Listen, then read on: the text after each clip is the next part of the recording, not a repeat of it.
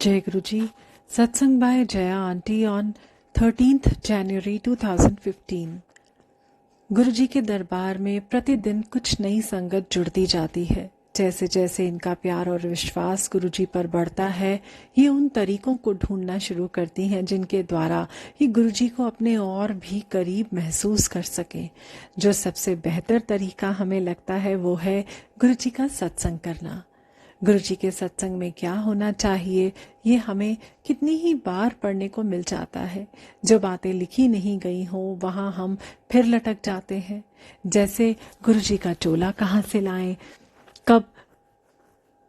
कब गुरुजी ने कहा कि उनके चोले के बिना गुरुजी पधारेंगे नहीं, दूसरों से मांग कर लाएंगे पर लाएंगे जरूर। इस तरह से एक नए आडंबर को जन्म देना शुरू कर दिया हमने। एक बार हम गुरुजी से ही पूछ लेते कि क्या आपके एक स्वरूप को सामने रखकर हम सत्संग कर ले। गुरुजी हमें बता तो देते ही हैं सब कुछ। विदेशों में जो गुरु संगत है वो कैसे करती है सत्संग, क्या उनके घर गुरुजी अपनी प्रेजेंस नहीं दिखाते। एक NRI संगत को जब सत्संग का हुक्म मिला, उसने इंडिया से गुरुजी के दर्शन को नेट के द्वारा मंगवाया। लैपटॉप पर ही गुरुजी के स्वरूप को सामने लगाया। उस दिन 3-4 ही संगत थे और ऐसे सत्संग हुआ। गुरुजी की मेहर ऐसी बरसी कि आज वहां के सत्संग में संगत की संख्या अनगिनत है। आज भी बड़े सादगी से गुरुजी को संगत बुलाती हैं, लंगर खिलाती हैं और ब्लेसिंग्स लेकर चले जाते हैं। कहीं दिखावे के लिए कोई जगह ही नहीं। अगला सवाल जो हमें परेशान करता है कि सत्संग किससे करवाया जाए। कोई तो जबरदस्त संगत हो जिसकी आप बीती बड़ी ही रोमांचक और चमत्कारों से भरी हुई हो, तभी तो सत्संग में संगत को मजा आएगा, ऐसा हम सोचते हैं। पर गुरुजी के सत्संग करवाने के पीछे तो कोई और ही मकसद था।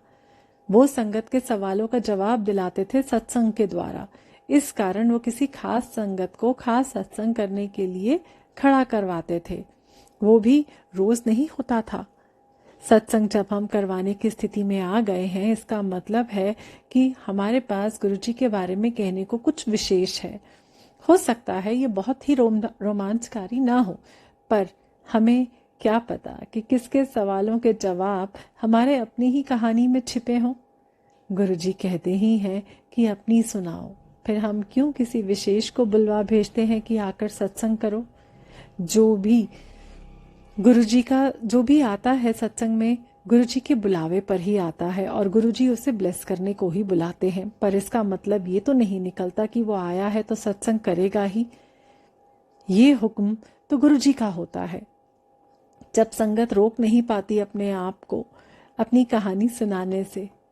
एक बार गुरुजी ने हमारी बागडोर अपने हाथ में ले ली तो हर कदम हम गुरुजी को अपने साथ ही पाते हैं। चाहे रसोई में कुछ बनाना हो या बच्चे के स्कूल का होमवर्क करवाना हो, छोटी से छोटी परेशानी में भी गुरुजी हमारी मदद करते हैं। पर 100 संगत जब हमें सुन रही हो तो हमें ध्यान रखना है कि हम वो कहें जो उस जगह के लिए सही हो। हम में से बहुतों को अच्छा लगता है कि लोग हमें बहुत बड़ा गुरु भक्त समझें। इस कारण हर जगह हम खड़े हो जाते हैं कि लोग हमें सुने, हमें सराहें। गुरुजी का हर सत्संग, गुरुजी की हर संगत गुरुजी को बहुत प्यारी है। उसकी भक्ति का क्या लेवल है ये सिर्फ और सिर्फ गुरुजी ही जानते हैं। कभी कभी गुरुजी कहा करते कि वो देखो मेरा सबसे प्यारा सच्चा भक्त जो चुपचाप दूर कोने में बैठा हुआ है।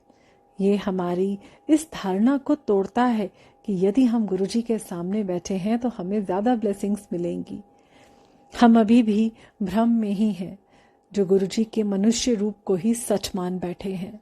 यदि गुरुजी का चोला या जुतियां ही सब कुछ हैं, तो ये खुशबू क्या है, ओम दर्शन क्या है, स्वरूप से अमृत वर्षा क्या है, कहीं भी गुरुजी का आकार ले लेना क्या है।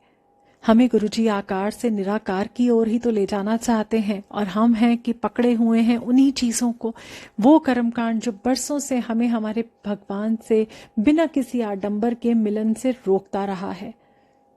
वो कर्मकांड यदि किसी दूसरे रूप में ही सही पर इन सत्संगों में भी शामिल हो गए तो गुरुजी का मकसद ही पूरा नहीं हो पाएगा। आत्मा का परमात्मा से मिलाने का मकसद, जिसमें सांसारिक कर्मकांड या वस्तु किसी काम की नहीं है। बस हमारा मन कितना पवित्र है, निर्मल है, ये जानना जरूरी है, जिससे हम अपनी पहचान कर पाएंगे। गुरुजी हम सबके मन को निर्मल बनाएं। जय गुरुजी।